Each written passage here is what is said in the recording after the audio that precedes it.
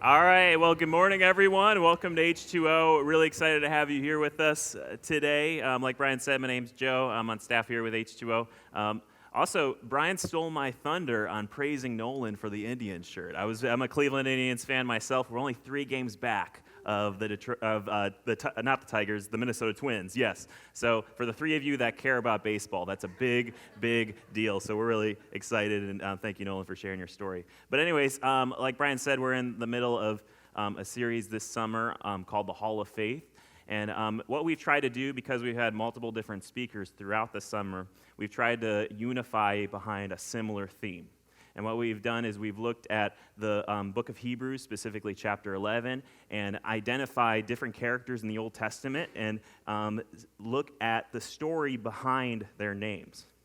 And if you've been with us, and if you haven't, I'll just let you know, one theme that we've kind of had throughout this series, along with faith, has been looking at these people and seeing that a lot of them weren't perfect by any stretch of the imagination. A lot of them had flaws and struggles, but in spite of their mess, God used them. And so what's cool about that is, in spite of our experiences or the different things that we've gone through on our lives, we are not too far from God being able to use you and being a part of His blessing the world. In fact, the passage that's kind of been an anchor verse for us in this series is Hebrews chapter 12, and it says that these people were witnesses to a powerful God and the things He done. In Hebrews chapter 12, verse 1 and 2, just says this: "Therefore, since we are surrounded by a great cloud of witnesses, let us throw off everything that hinders and the sin that is so easily entangles. And let us run with perseverance the race marked out for us, fixing our eyes on Jesus, the pioneer and perfecter of our faith.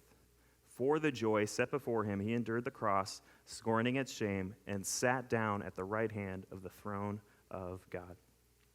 And so our hope in this series is really to look at Jesus, who is the author and perfecter of our faith, and then be inspired by the witnesses of these people. And so today specifically, we're going to be looking at Hebrews chapter 11, verses 30 and 31, and we're going to be learning about the Battle of Jericho, and specifically one of the heroes of the story named Rahab. And so again, you can turn there to Hebrews chapter 11. I'll give you a second to flip there. We're going to be in verses 30 and 31, just 2 verses. And it says this: "By faith, the walls of Jericho fell down after they had been encircled for 7 days. By faith, Rahab the prostitute did not perish with those who were disobedient, because she had given a friendly welcome to spies." And so today, like I said, we're going to learn about the Battle of Jericho and specifically an unlikely heroine named Rahab. And some of you who maybe grew up going to church or maybe have heard this story before might have had some interactions with it. And if you didn't or you haven't heard this story, great, welcome. We're going to be talking about this story today. But if you have any experiences with this story, or even as you're listening to it today, there might be some concerns that you have about this story. And I really think it'd be appropriate just to address some of those concerns quickly. And they are this: did this event actually happen? And then secondly, why did this event need to happen at all? So first, did this event actually happen? In academia, there are many scholars and archaeologists that'll say this story in the Bible never happened.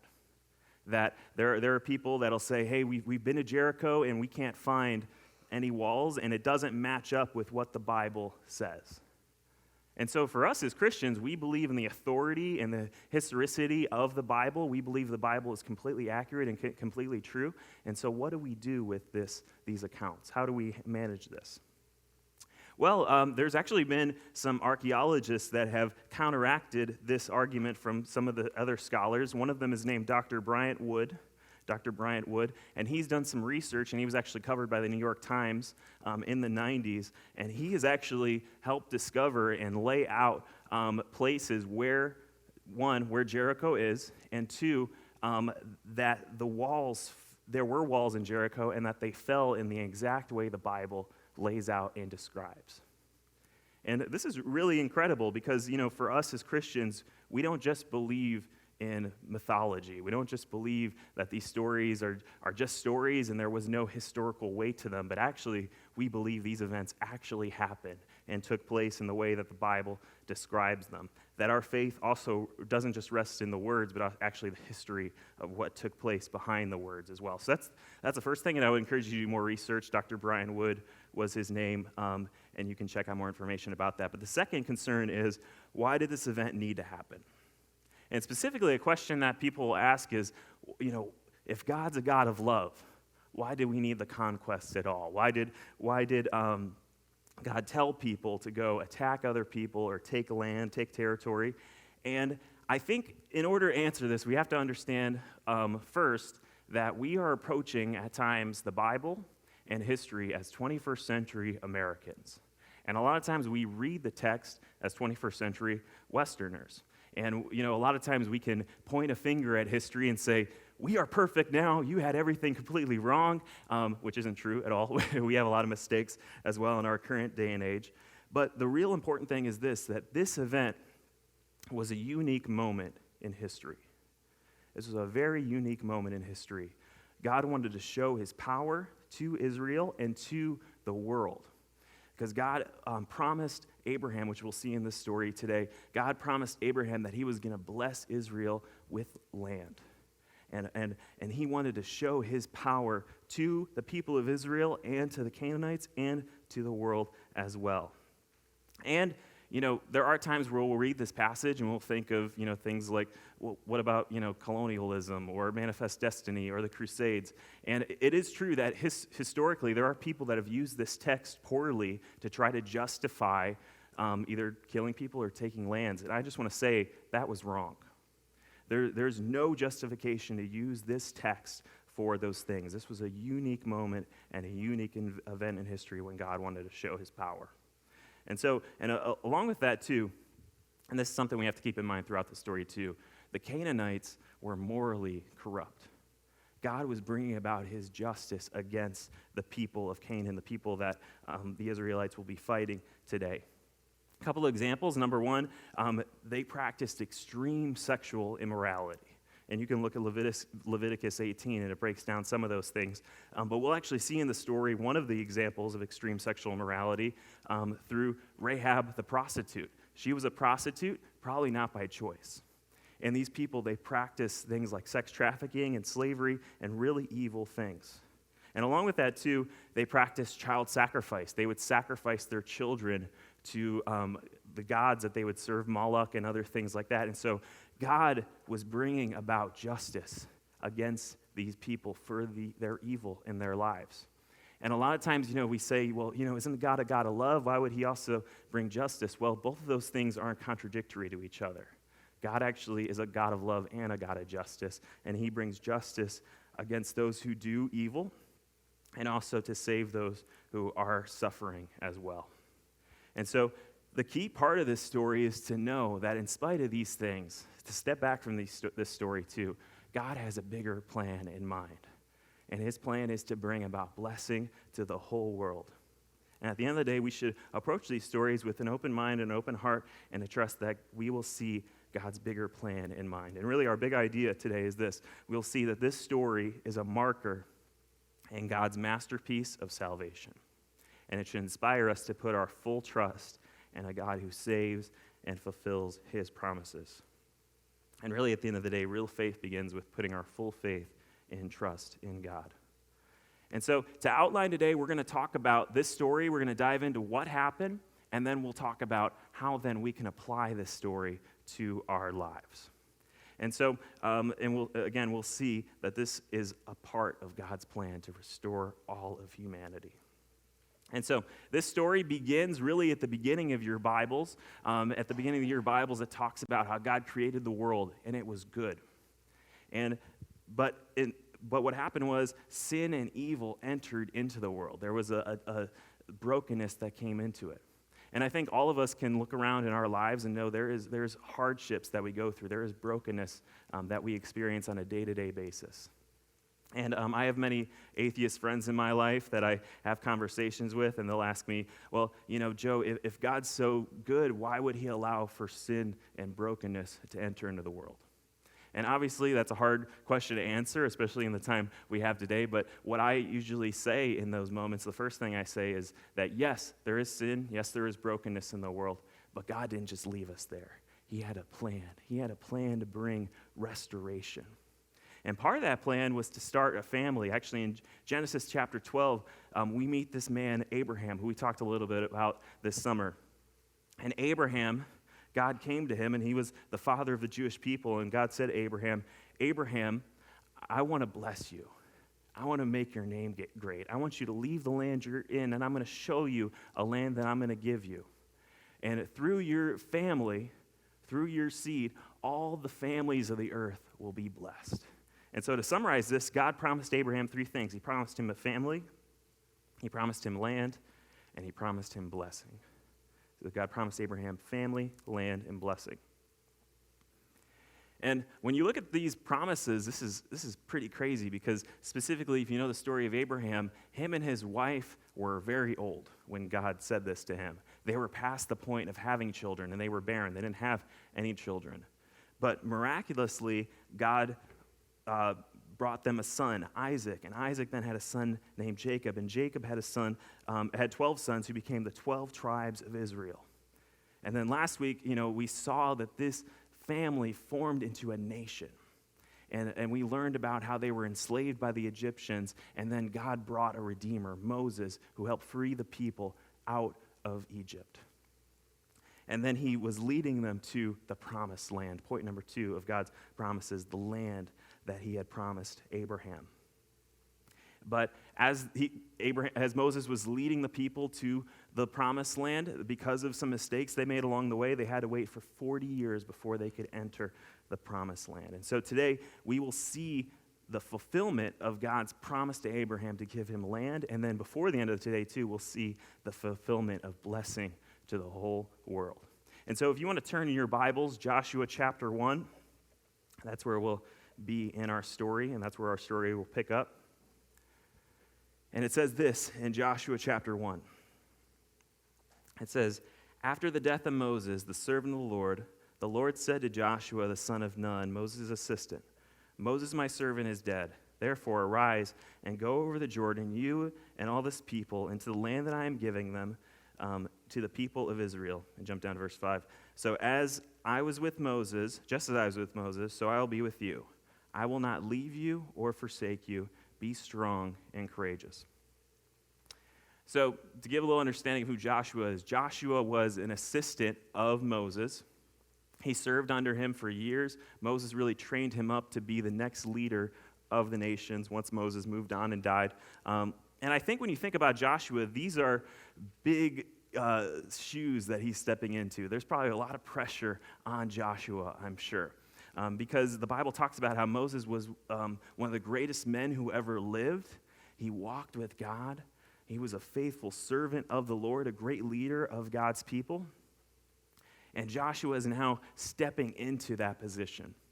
And I don't know if you've experienced that in your lives, but I'm sure you have experienced this maybe in other people's lives. Whenever a great leader moves on, either from a company or passes away from a nation, there's always a transition period that's a little bit stressful. And I remember when Apple, when Steve Jobs passed away, there was questions like, is Apple going to make it? Are they still going to be as creative as they always been? Are they going to keep going without their great leader? And, there's a sense of struggle. What's going to happen? Me, as a Cleveland Cavaliers fan, I've experienced this seriously because every time LeBron James leaves, the team falls apart, And we hope he comes back in a few years. Maybe we'll be relevant again. But until then, those are big shoes to fill. And this is what Joshua is feeling. But God says to him this, just as I was with Moses, so I will be with you. I won't leave you or forsake you. Be strong and courageous. So here's the one constant. Even when great people move on, God is always the same. And that's amazing. That should be encouraging for us. So no matter who we are, whatever mission God has us on, he's going to be able to fulfill it because the same thing is constant, him. And he says he won't leave us or forsake us. And he says to Joshua, be strong and courageous. This is so encouraging. And again, regardless of where we're at, this should be encouraging to us that God is constant and he is always with us. And so from this point, Joshua takes the mantle and he's leading the people of Israel. And what they start doing is he sends out spies into the land of Jericho and to see what they need to do as they prepare for war. And so the story goes, they send spies into the land and they're caught. They're seen by some of the people of Jericho and the king's men, and they're chased down. And so they start running and trying to find a place to hide, and they find a place to hide in one of the most unlikely places you would expect. A Canaanite woman, Rahab, a prostitute, invites the men into her home and hides them. And she hides them until the pursuers are long gone. And at this point, the spies are confused. They're like, why would you, a Canaanite woman, protect us? You know what we're doing? We're going to be attacking your city. What are you doing? And she says this. It's in Joshua chapter 2, verse 9. She says this. I know that the Lord has given you the land, and that the fear of you has fallen upon us, and that all the inhabitants of the land melt away before you. For we have heard how the Lord dried up the water of the Red Sea before you when you came out of Egypt. And as soon as we heard it, our hearts melted, and there was no spirit left in any man because of you. For the Lord your God, He is God in the heavens above and the earth beneath. So Rahab said, we have heard the things your God has done. We've heard about his power. We heard how he embarrassed the greatest nation, the Egyptians. And she said, we all heard this, and I knew this was the winning side. I knew this is the direction I needed to go. And this is really crazy because this is a dangerous plan that she's doing. This is a dangerous thing that she's doing. She's turning against her own nation because she sees that it's so obvious that God's side is the side she needs to be on. And this is encouraging too because, again, she's a prostitute. She's not perfect. I'm sure there's things in her life that she's done or has been a part of that makes her feel dirty or inadequate. But she knew that she needed to turn to this God and have faith in him, that God would lead her and her family to safety. And so from this point on, she leads the men out of the city, and all she asks is that they would protect her and her family when they attack the city, and they said, absolutely, for sure, we will do that. And then the men head back to Joshua, and they start making plans, Joshua and his generals, to start attacking the city. And at this point in the story, it says that Joshua went off by himself, and he was looking at the city. And I can just imagine this almost like a movie, where Joshua's looking at the city. He sees the gigantic walls, sees the lights from the city, and he's probably just thinking, man, how are we going to do this? What are we going to, how is this going to look? And a little bit of history here. A lot of times, ancient warfare was not how you've seen it in movies. Typically, most wars were decided through one side running out of resources before the other. And typically, in ancient cities, they were built up with tons of storehouses of food and resources that could last them for months. And so there was a time game in mind, and Joshua was thinking through, what's it going to take to attack this city?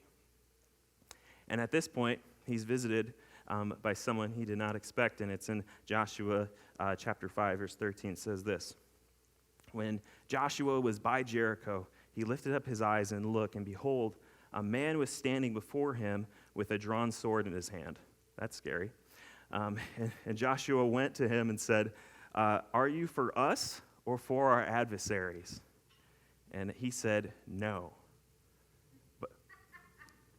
Thank you, Sarah. He says, no, but I am the commander of the army of the Lord. Now I have come. So Joshua sees this guy, and he says, are you with us or for our enemies? And the angel says, neither. And it's interesting here what's happening. It's almost like the angel throws back on Joshua the question. And in reality, what we're seeing here is something much bigger than just the Israelites versus the Canaanites. God is pointing out that this is a spiritual war that we're entering.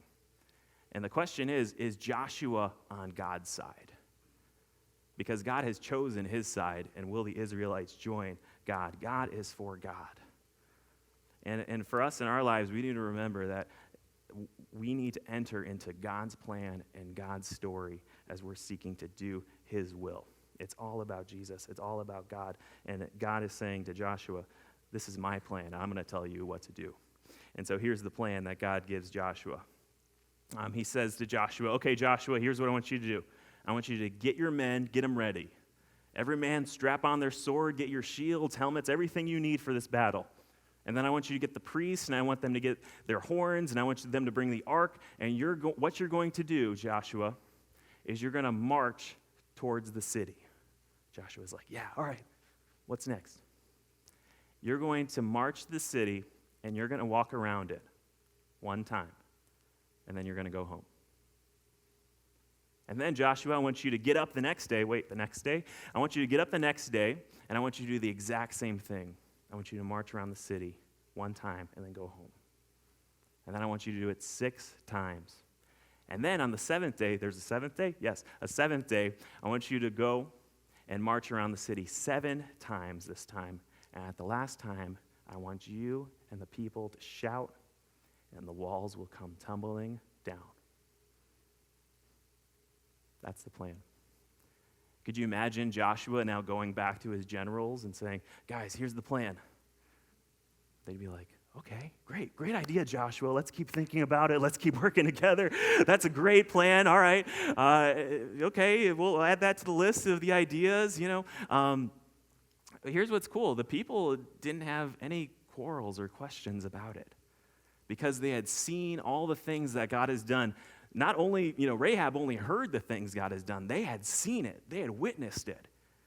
And so they had full faith and trust in a God who could break down walls, who could break down an enemy defense.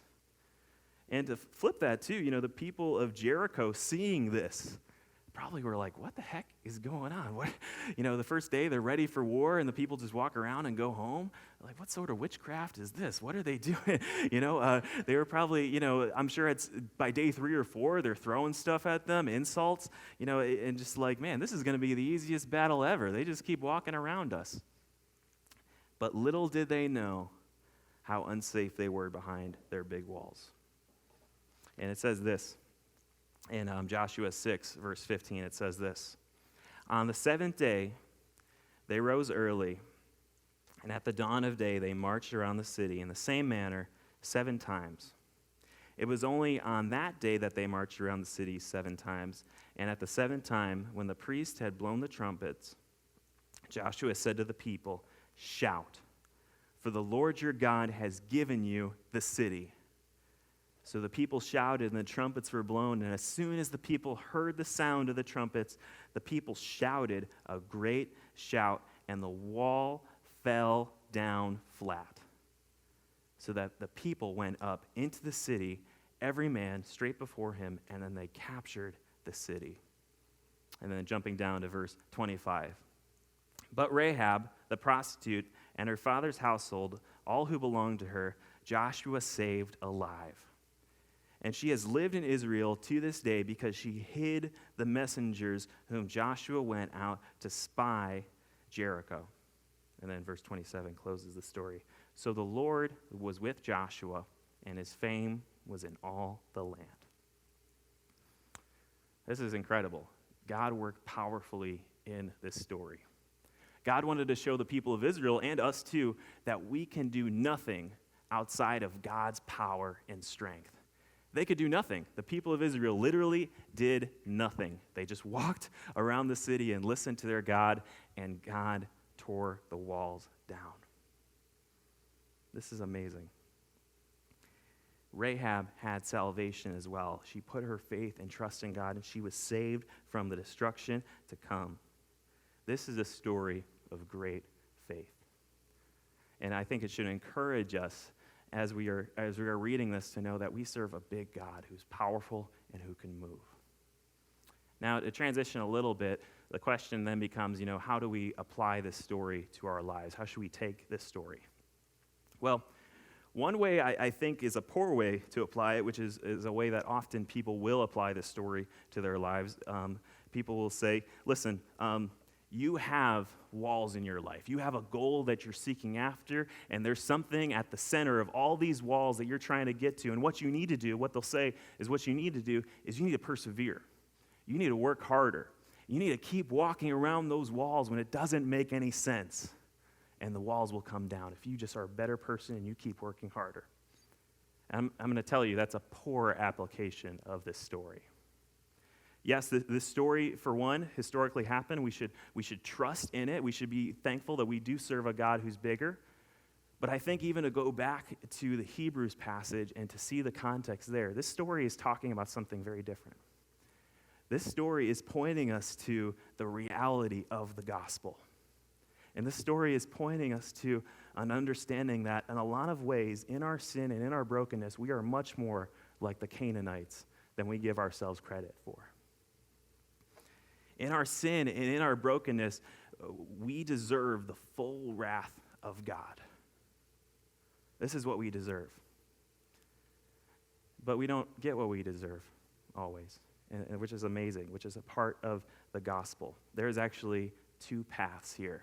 And the question is, will we go down the path of the Canaanites, or will we go down the path of the other Canaanite, Rahab, and find freedom and life? These are the two paths. And Rahab chose the path of life because she's heard, like us, about this God. She heard about his power. She heard about his strength. And she knew that destruction was coming, but she served him and turned to him and trusted in him. And here's the thing, guys. If we turn and we go down the path of Rahab, we get the blessings of Rahab as well. Rahab was saved from the wrath of God. Rahab was brought into the family of God. It says, in the passage that she lived in Israel for the rest of her days. She was brought into God's family. And then finally, Rahab was part of God's plan of blessing to the world. She got to be a part of God's story, which is what we get as well. Not even just this story, but more specifically to Rahab's life. If you look at Matthew chapter 1, Matthew chapter 1 has the family line of Jesus and gives the family tree of all the people in Jesus' family, from Abraham to David and to other people as well. And in verse 4, it says this: Solomon, the father of Boaz, by Rahab. By Rahab. Rahab is an ancestor of Jesus. Rahab, a Canaanite, was able to be a part of not only the family of God, but the family of Jesus. This is incredible. This is a great story. Again, this story serves as a marker for God's plan of salvation for the world. She was labeled by her sin. Rahab was labeled as a prostitute, but now we know Rahab by her faith, because that is what she is labeled by. And through Christ, we get this as well. You were once labeled by your sin, but now you're labeled by your faith if you put your faith and trust in him. And through Christ, we are saved from the wrath of God because he took on the wrath that we deserved and died the death we should have died. And because of Christ, we who were once outsiders are now brought into the family of God. And then because of Christ, we get to be a part of God blessing the whole world. Guys, this story is all about Jesus, and it should point us to a place of worship and trusting in Jesus to move in our lives in the world. And the question is today, which path will we choose? Will we choose the path of Rahab, or will we choose the path of the Canaanites? And I hope this story encourages you and inspires you to go down the path of Rahab. And so with that, the band's going to come up and we'll pray as we close out our day.